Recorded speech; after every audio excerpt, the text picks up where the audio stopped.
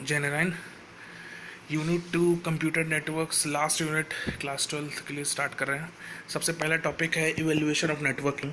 Evaluation of networking से पहले हम नेटवर्क के बारे में कुछ बात करना चाहते हैं। नेटवर्क क्या होता है? क्लास 8 से आप पढ़ते हुए आ रहे हैं कि नेटवर्क में बेसिकली जो भी कंप्यूटर्स कनेक्टेड होते हैं एक से ज़्यादा रिसोर्स को शेयर करने के लिए उन्हें हम नेटवर्क कहते हैं। प्रिंटर हो, CD हो, हार्ड डिस्क हो, स्कैनर हो, ये सारी चीज़ें शेयर करते रहते हैं। आप साइबर हब में देखते होंगे या साइबर कैफ़े में आपने देखा होगा कि ये सारी चीज़ें शेयरिंग पे लगी होती हैं और आराम से एक दूसरे से नेटवर्क से बन के ये हम यूज़ करते हैं। जैसे रेलवे ऑफ नेटवर्क्स भी होते हैं। आपके अलग अलग स्टेशंस पे आपने देखा होगा। एक अगर इलाहाबाद से लखनऊ जाना है तो फिर यूज़ करते हैं फाफामू का स्टेशन आता है, फिर उन्नाव, इस तरीके से होते हुए अलग अलग नेटवर्क से हम यूज़ करते हुए लखनऊ तक हम पहुंच सकते हैं। हम एक बेसिक एग्जांपल दे रहे थे, रोड ऑफ नेटवर्क्स भी होते हैं। तो यही नेटवर्क का भी एक टर्मिनोलॉजी है कंप्यूटर में भी। Computer network basically network of computers होते हैं जो शेयर करते हैं information and resources from each other. और networks can be connected via cable, telephone line, radio wave, satellite, infrared, इस तरीके से नेटवर्क्स को कनेक्ट किया जाता है। एक बेसिक एग्जांपल भी हमने यहाँ पे शेयर किया। एक कंप्यूटर नेटवर्क में इंफॉर्मेशन प्रिजर्वेशन होती है। ये इसके बेसिक एडवांटेज हैं वो हम बता रहे हैं। सिक्योरिटी होती है, हार्डवेयर शेयरिंग होती है, डाटा शेयरिंग होती है, इंफॉर्मेशन शेयरिंग होती है, फाइल शेयरिंग होती है, शेयरिंग सॉफ्टवेयर से। तो एक बेसिक एग्जांपल है नेटवर्क का। नेक्स्ट हम चलते हैं बेनिफिट्स ऑफ नेटवर्किंग पे। सबसे पहला आता है रिसोर्स शेयरिंग। अभी हमने आपको बताया कि एक कंप्यूटर्स को हम डिफरेंट ऑफिसेज में प्रिंटर से कनेक्ट कर सकते हैं, स्कैनर से कनेक्ट कर सकते हैं और उसके एक्सपेंसेस को हम मिनिमाइज़ कर सकते हैं। इफेक्टिव कम्युनिकेशन कर सकते हैं, फास्ट कम्युनिकेशन कर सकते हैं, लेस एक्सपेंसेस क्योंकि जब सारे रिसोर्सेज शेयरिंग पे लगे हुए हैं। रिलायबिलिटी कर सकते हैं क्योंकि जो डेटा हमने भेजा है वो दूसरे एंड तक पहुँचेगा ही पहुँचेगा। सेंट्रल स्टोरेज बहुत ज़रूरी है, एक जगह पे डेटा कलेक्ट हो जाता है। जैसे बैंकिंग उसके लिए गुड एग्जांपल कि सारा डेटा हमारा हेड ऑफिस जाके कलेक्ट होता है, चाहे हम इलाहाबाद में ट्रांजेक्ट करें, चाहे हम कलकत्ता में ट्रांजेक्शन करें, चाहे हम बॉम्बे में ट्रांजेक्शन करें, जहाँ भी जाएँ सेंट्रल पे ही जाके कलेक्ट होता है डेटा। नेक्स्ट आता है ARPANET। ARPANET से ही नेटवर्किंग की स्टार्ट हुई है। ARPANET का full form advance research project agency network होता है।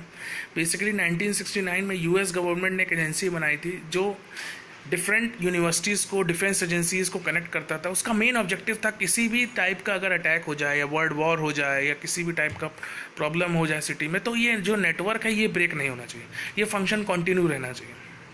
उसको देखते ही ARPANET को इंट्रोड्यूस किया गया था। उसके बाद इंटरनेट आया। इंटरनेट का फुल फॉर्म इंटरकनेक्शन नेटवर्क भी होता है, इंटरनेशनल नेटवर्क भी होता है, हर जगह अलग अलग है।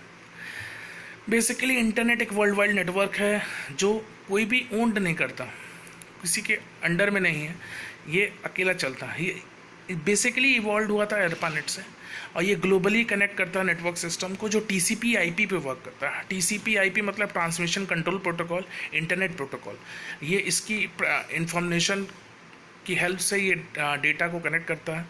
इसमें वेरियस सर्विसेज इनेबल्ड होती हैं जैसे ईमेल है, ऑडियो वीडियो कॉन्फ्रेंसिंग है, ऑनलाइन मूवीज़, गेमिंग है, डेटा फाइल ट्रांसफ़र है, इंस्टेंट मैसेजिंग है, वगैरह वगैरह। बहुत सारे नेटवर्किंग ट्रांसमिशन का हम यूज़ करके TCP/IP का यूज़ करके हम डेटा को एक जगह से दूसरी जगह तक भेज सकते हैं।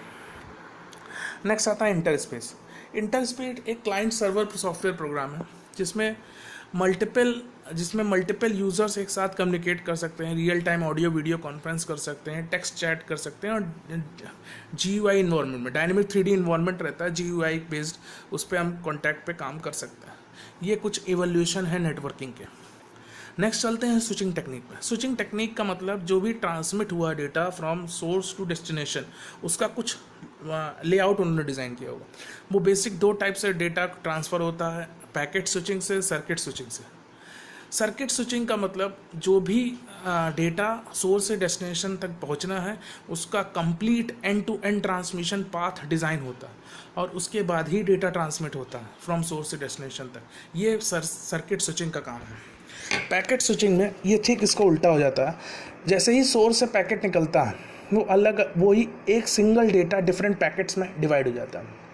1 2 3 हर अलग अलग पैकेट अलग अलग डायरेक्शन में जा सकता है। ये भी हो सकता है कि एक पैकेट सेम डायरेक्शन में जा रहा हो, दूसरा पैकेट भी सेम डायरेक्शन में जा रहा हो, लेकिन जो डिफरेंट पैकेट्स होते हैं वो अलग अलग डायरेक्शन, एक से ज़्यादा रूट फॉलो कर सकता है पैकेट, ये बिल्कुल सिमिलर बात है।